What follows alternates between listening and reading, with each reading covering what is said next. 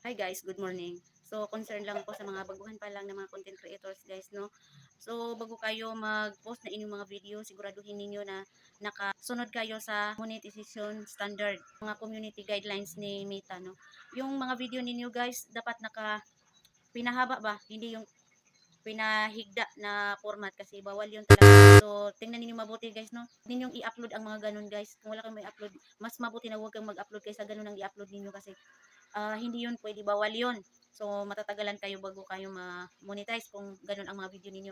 At saka iwasan ninyo yung mga picture na pinagdugtong-dugtong ninyo guys, nagagawin yung reels. Bawal yun talaga.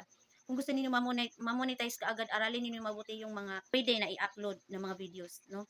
Huwag ninyong i-upload yung mayroon pang nakalagay na mga logo ng mga TikTok, ng mga kahit yung sa CapCut na logo, huwag ninyong i-upload yun guys kasi bawal talaga yun. Kasi ako noon guys, nung nag-umpisa pa lang ako, upload lang ako ng upload, pero nung nalaman ko yung mga bawal, inaral ko talaga, no?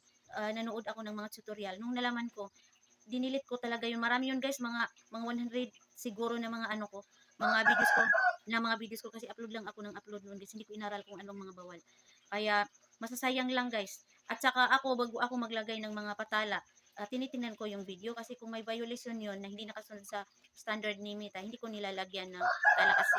Hindi ko nilalagyan ng tala kasi sayang lang, no? So alamin natin guys.